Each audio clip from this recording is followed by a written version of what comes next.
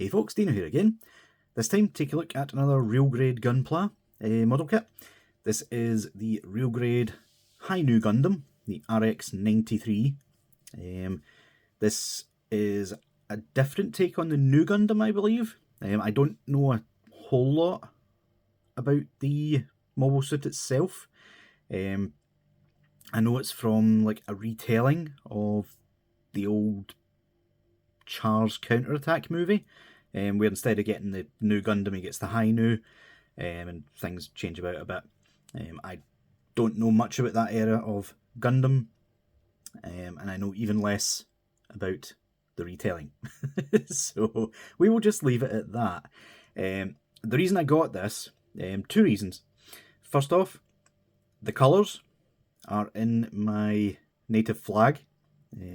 Anyone who can hear my voice knows I'm Scottish. And the Scotland flag is blue and white. That's literally it.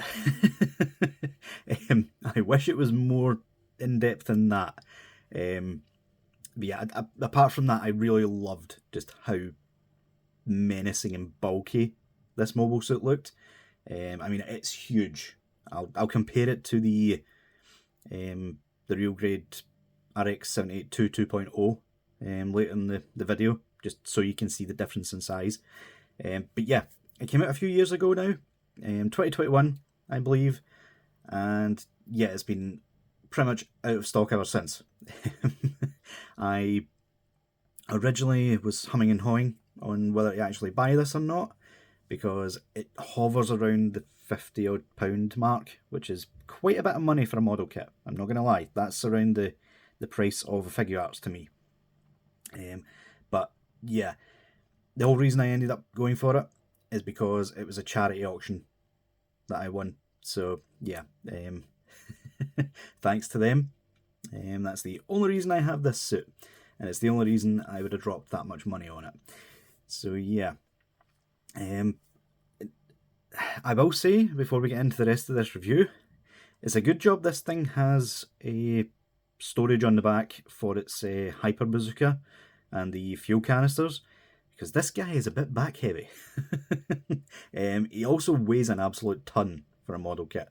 Like, a real grade already has like an inner frame, or at least these newer ones do, that you build up. But yeah, the sheer amount of plastic on this guy, he weighs a ton. But yeah, guys, let's get him off the turntable and take a look at the box. So yeah, the sheer size of this box, I couldn't believe it when the postman came to the door with it. I knew it was a big kit, but I did not expect the size of the box that I got. So we've got the standard real grade stuff of full body render and a render of the head with the menacing eyes. And we have RG excitement embodied, RX-92 V2 high, the V stands for new, Gundam, and all of that stuff. Amuro Rays, use mobile site for new type, blah blah blah blah blah. The blurb for real grade, 2021, made in Japan. Some nice pictures on the side here showing off what it can do. The knees, or the legs just in general on this kit, are incredibly impressive.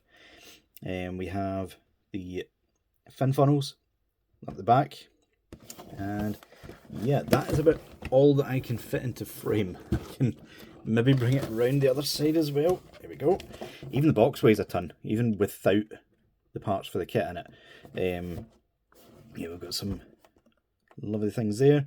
No glue required, but you will need nippers and such to get the most out of this kit. That actually hurt my arm trying to move that about.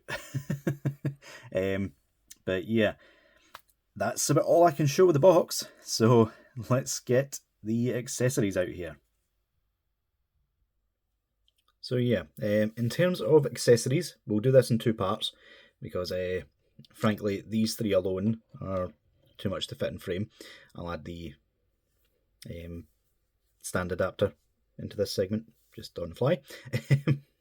But yeah, we have 3 large weapons. We also have 3 beam sabers, which I'll show us shortly. We have the shield, which is absolutely huge. There is so many separate pieces that went into making this shield. I also put a little bit of a gunmetal paint pen on there just to bring out some of the details on the back. Thought it looked quite nice. But yeah, really nice. I love the blue and the white. Obviously, as I said before, I'm Scottish, so colours on my flag were always going to tempt me into getting this kit. But yeah, some nice details here. I will say it again when I get to the review of the actual mobile suit itself, but I did use port type panel marker Gundam markers. I will leave a link in the description if you wish to purchase those from Amazon. They're going in and out of stock quite often, but yeah, well worth it if you want to bring the details out on your Gunpla. But yeah, shield is very nice. The Hyper Bazooka, again, huge bit of kit. This C-clip here is all that stands between you and your mobile suit falling over. We have a little handle down here. A bit strange that pretty much every other part of this kit is silver or white, but for some reason they moulded the handle in grey. Not sure what's going on there, but hey-oh. But yeah, I really like it. Lots of detail in this. Really like it. And it also extends to make it even more bonkers looking. And that just clips back in like so. We have his beam rifle, which probably one of my favourite looking beam rifles, just through the design of it. It's very futuristic, in my opinion. Obviously, I am lazy. I already have the trigger finger hand pre-attached to it. You only get one of these hands, so you can only really use it on, what is it, his right or left, if we're looking at him. So yeah, really nice detail, again. Multiple separate pieces went into making this look very 3D. This part here pops open and you can slot that into the back of his waist for storage. Really nice. And finally, you get a stand adapter, which I haven't even bothered cleaning up because, frankly, I don't have any way of using it. This goes into between the backpack and the mobile suit. Really makes everything solid. Unfortunately, you need a very specific stand to get this to work. Not sure why the real grades force you to use these specific stands. I would quite rather use my normal stand that I have plenty of. Thank you. But yeah, let's take a look at the rest. So, in terms of the rest of his accessories, sorry, had something in my throat. In terms of the rest of his accessories, we get 3 beam saber handles. I really can't talk all of a sudden. My God. We get 3 beam saber handles. 2 of them are identical, and one of them looks slightly different. These 2 here, with the sort of slight extra detail, if it will focus on anything but the background, yeah, you get that little bit of extra detail at the hilt. Those go into his backpack's shoulders, and this one with the slightly less detail, but we do have that extra bit in the front. This goes into his forearm, which is very handy. The forearm one is easy enough to get out. The 2 on the backpack shoulders are an absolute nightmare. I had to take the backpack itself off just to get my fingernail in there. He comes with 3 pairs of hands, plus the one that we looked at a minute ago, the trigger finger hand. We have splayed open sort of pose hands. These ones are very nice. They actually have an extra hinge piece on the side to give him a bit more expression. We have a pair of sort of standard gripping hands for the beam saber, although this can also work for the hyper bazooka, thankfully. These ones also have a hinge, but the hinge goes up and down to give him a bit more range when using the beam sabers. And then, thankfully, with the real grades, we get a pair of fists, which I have just lost to the carpet monster. There we go, found it. Yeah, pair of fists, really nice. I do always like when we get some extra accessories. And finally, we get 2 beam saber blades, even though we get 3 beam sabers. But I suppose he's not going to be able to hold 3, so I get why we only got 2. But it's in a very rare blue colour. So yeah, usually beam sabers are a pink shade. Or if you're from the Gundam Wing universe, they are usually green. But yeah, this is the first time I have seen blue blades. So yeah, I'm very thankful for that. In my ever-growing blade collection, beam saber blade collection YouTube, is, yeah, it's getting even bigger. So yeah, with all that said, let's get the kit itself out here and take a closer look. So I just thought I'd show you the absolute mess I managed to get myself into just trying to put these stupid beam sabers back in the shoulders. Oh, and by the way, unfortunately, the C-clip holding the hyper bazooka, yeah, trying to put it back on, it warped. Now it doesn't hold any strength whatsoever. So yeah, I am very, very unhappy at that. Not sure why Bandai decided, like, hinging such a heavy piece of plastic on, like, the smallest piece imaginable, on the frankly most brittle part that you can get on a Gunpla. Yeah, it's a bit mind-boggling. Not disliking the kit per se, but that particular point is a point of contention. So yeah, we'll take the, the backpack off just to show. So the beam sabers fit into these shoulders right here. I believe they fit this way. So yeah, incredibly finicky design. I'm not sure who thought that up. So yeah, that pops down and then in. And good luck getting that back out, because you know how I just pushed it in? There's no way to easily get your fingernail in there to pull that back out. So you kind of have to flex the plastic, which risks it breaking or showing stress marks.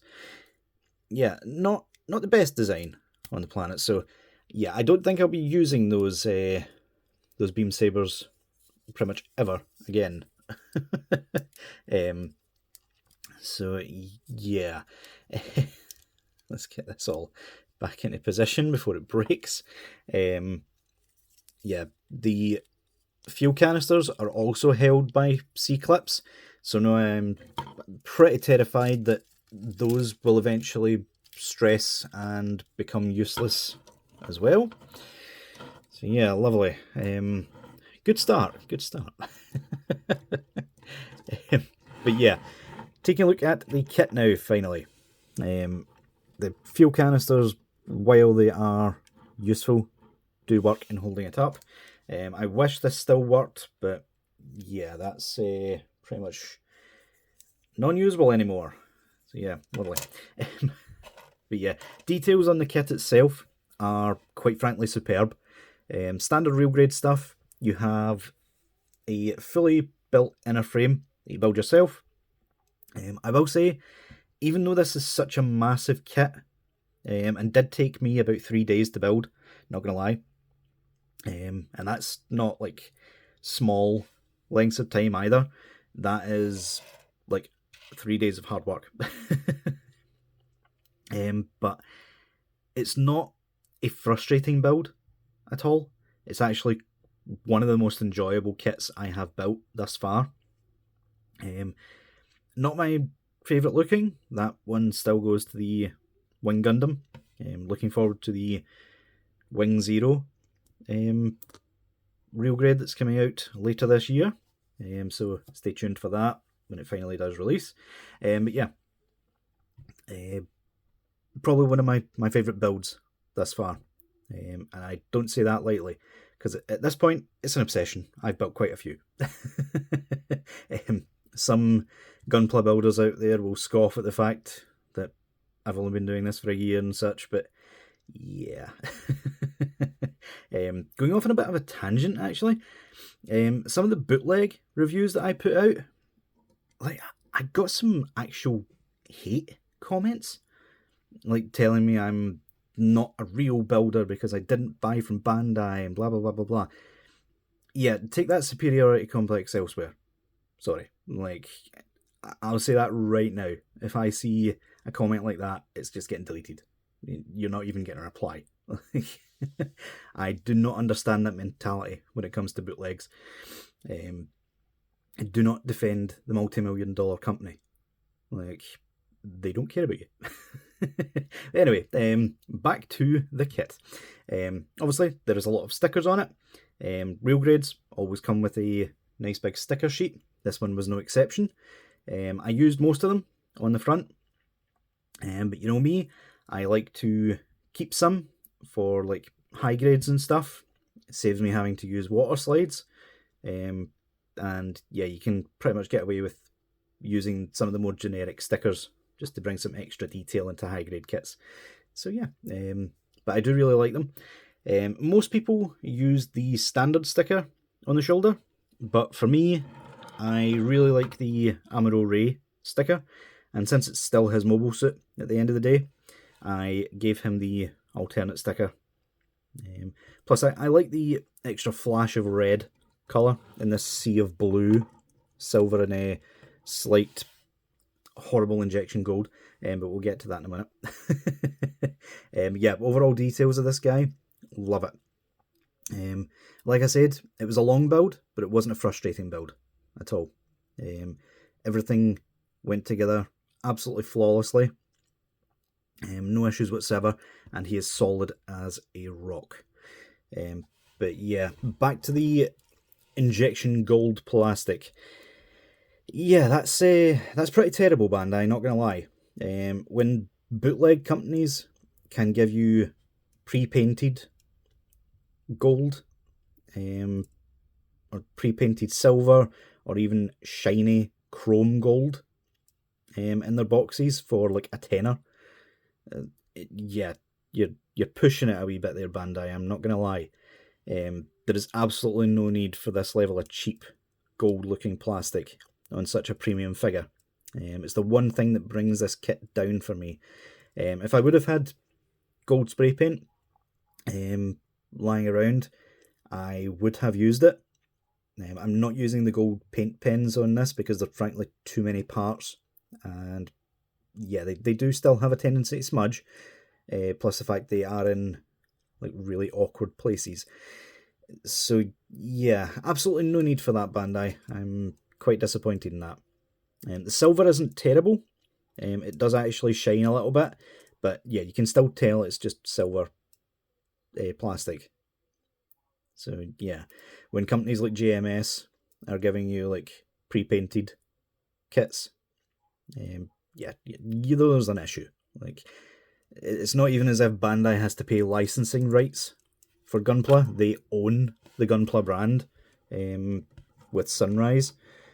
So yeah, no excuse, Bandai. Absolutely none. Yeah, I love the shade of blue that they used. There's only one shade of white, as far as I can tell. Usually, real grades use like 2 shades of white just to give that extra bit of depth. I think they may have thought it was already busy enough with all the bits of silver and gold, as cheap as they look. But yeah, overall, love the design of this guy. Absolutely love it. I will show a few opening gimmicks before we get on to articulation itself. So if we get this piece off, this backpack, just to give myself a bit more room. So yeah, in terms of the shoulders, shoulders open up really nicely. This is pretty much the gimmick of the new and Hi-nu Gundam. So if I can pop this shoulder piece, there we go. So that piece pops out, which then releases the blue piece on the end. They are a little bit on the tight side, so you have to get your fingernail in there, really. Come on. Why is that not moving now? Bear with me 2 seconds. There we go. So yeah, best way to do this is get your thumb under the shoulder vent and pull up and out. There we go. We have a nice little opening gimmick that works on both sides. On the back hip skirt, this part does have a fingernail groove. You can pull that out to expose some more vents. If I would have had time, I would have probably painted those silver.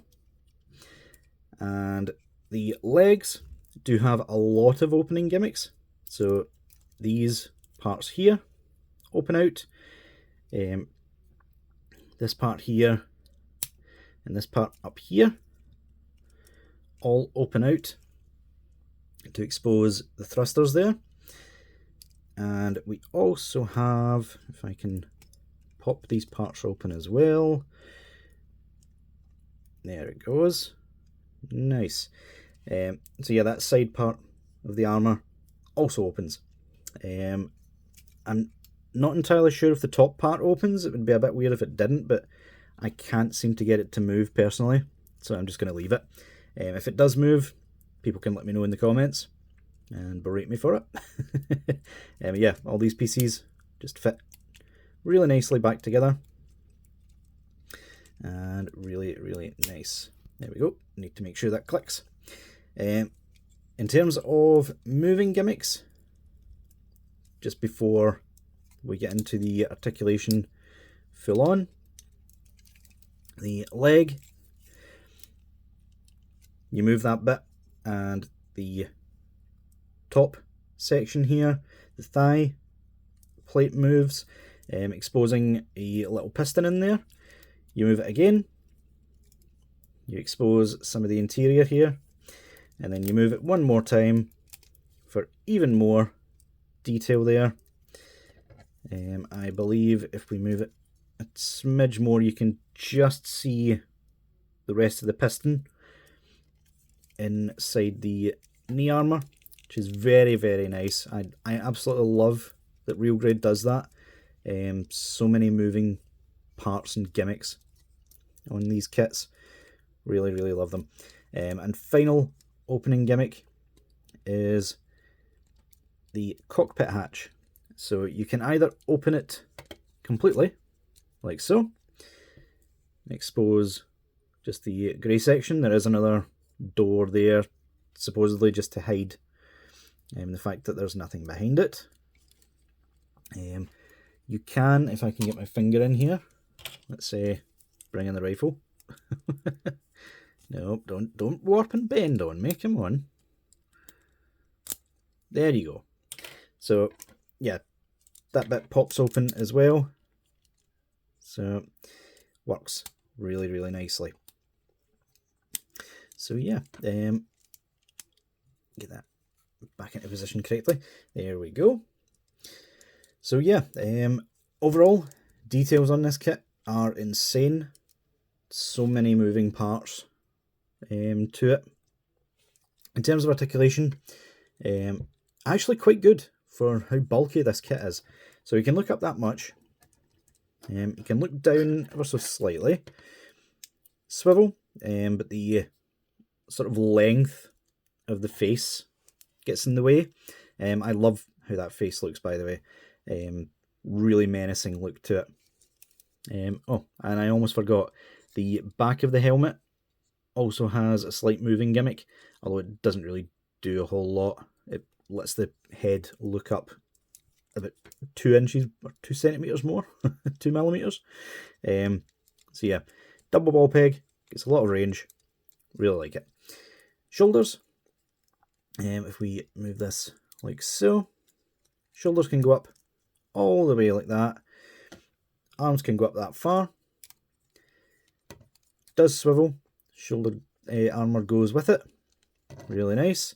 We have, if I can do it without pulling the entire kit apart, that would be lovely. Thank you. This review's going well, isn't it? So yeah, if we are careful, we can pull all of these parts out here and get a really, really nice butterfly joint right there. Look at how much that goes forward. You wouldn't expect that on such a bulky looking kit. And yeah, that all just accordions back in. Bicep swivel up top. It's quite tight. We have technically a double jointed elbow, but you can also do something else with it. Move that back into position. So double joint gets about that far. Really, really nice. But you can also swivel it at the elbow there, which on a kit like this, like these older style, older designed mobile suits, not the kit itself, but the older designed suits, they tended to have their elbows pointing inward, which meant you can't really get this joint here without the shield moving awkwardly. So yeah, this is a good compromise. You get to keep a bit of the elbow articulation while keeping the forearm armor where it's supposed to be. So yeah, really, really like that. The hands themselves do have their own gimmick. They are just a ball joint. But on this one in particular, there is actually a use. So you can pull that, and that exposes a little machine gun in the forearm. Really, really cool. I do like that. Both sides do it, but obviously this side doesn't have any reason to do it. It's just left over from how it was designed. Really, really nice anyway. This kit actually has a pull-up, a sort of ab crunch. So you can pull that up. You get some really nice range there. And you get some insane range back the way, although it does expose the joint itself. You can accordion that back down. We have a ball joint at the waist. Is that a ball joint, or is it just a swivel? I can't remember. Yeah, it's just a swivel. Sorry, my bad. So yeah, swivel at the waist. The hip skirt armor can get out the way. They're all on ball joints. They're also on an accordion style hinge to get out the way completely. Here I am just pulling the kit apart. Manhandling this poor kit. Apologies, folks. Let's get that back into position properly. There it goes. So yeah, you can get that out of the way to give yourself some insanely high kicks. Like, look at that. That's insane, honestly. You can put it back into position for that. Also useful for doing the splits, although you don't really need to use it. You can just move the side skirt out the way to get that much. Really, really nice. Legs do go back a little, but the back skirt is kind of limited in how far it can go. Only disappointing part of the articulation so far. Thigh rotation, as per usual. As I showed before, double jointed knees can get some insane range out of them. Really, really impressive with that. You just have to watch the hip skirts, obviously, when you're doing so. One thing I'm kind of frustrated with is the front hip skirts are so long, they keep bumping into the top of the knees, which, yeah, I'm not really sure why they did it that way. Feet are on a pull-down style joint in there, so you can pull it forward to get some insane range forward and back, depending on the angle. It is on a ball joint, so it does have a bit of ankle articulation. The only problem you run into is with the sort of armour at the bottom, and he has toe articulation and front foot articulation to get some even more insane range out of it. So yeah, really, really nice. I honestly, I love it. I love this kit. In terms of the backpack armour, we do have some rotation. Because the Hi-nu Gundam has went through so many redesigns over the years, they kind of put both styles into it. So with this bit, you can either have it tucked up and sitting up like that, which is how the high grade looks, or you can, again, just pull apart instead of doing it properly. This section pulls up, goes back into place, then you can move that down like so. That makes the sort of bird shape on it. I'm not entirely sure, to be honest with you, whether this works as like a core fighter sort of thing, whether it like flies on its own. It does look as if it can, but I honestly don't know myself, so please let me know in the comments if it does. The very edge of the wings, if you move the end fin funnel section, that does move this vernier or thruster. We have swivel here for these wings. They also go up and down. The fuel canisters are on a ball joint connected to a C-clip, which already is feeling a bit loose, which is unfortunate. The inner fin funnels, nearly forgot the name of them. The inner fin funnels can also move side to side. They're not connected to anything though. And you can pull out every single fin funnel,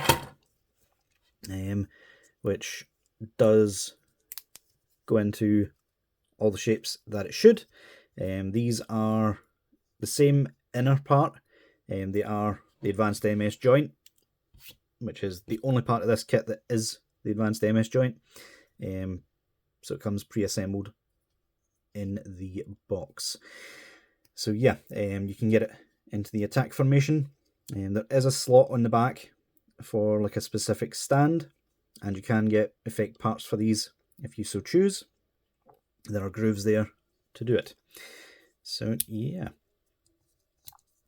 all in all, I'm very impressed. I also did paint the backs of these a bit of gunmetal just to make it stand out a little bit. So yeah, I love it. I love just how big and bulky this kit is. I will say though, the fin funnels don't seem to want to stay in all that well. They stay okay, but sorry folks, jump cut. I had another coughing fit there. This new dog is really testing my patience with its casting. So yeah, where was I? Yeah, the fin funnels don't tend to stay in too well, which is a bit disappointing, but on an otherwise great kit, it's something I'm willing to ignore. So yeah, overall guys, brilliant kit. One I would recommend trying to track down if you can. I will probably attempt to get a hold of the standard Nu Gundam now, because yeah, I have that niggling urge to build real grades again, because there's just something really, really fun about doing it. But yeah, let's get the RX-782 Real Grade 2.0 in here, just to see difference in size. Just like that. So yeah, you can you can see the difference in scale, my god. Yeah. Apparently the Hi-nu Gundam, there was a bit of controversy when it first came out that it was almost too tall. But yeah, frankly, I don't care. I just love how big and imposing this mobile suit is. It's yeah, it's very Gundam Wing-esque to me. That's probably another reason I like it, to be completely honest with you. But yeah, guys, I'll leave a link in the description to the Amazon listings for the Hi-nu. if you wish to purchase it. I do recommend it, even though it's a slightly older kit at this point, and it is getting a bit up in price. But yeah, if you can find a deal for it, definitely go for it. Apologies for how long this review's went on, folks, but this was quite the kit to review. But yeah, let me know what you guys think down in the comments. Leave a like if you enjoyed, and until next time, I'll see y'all later.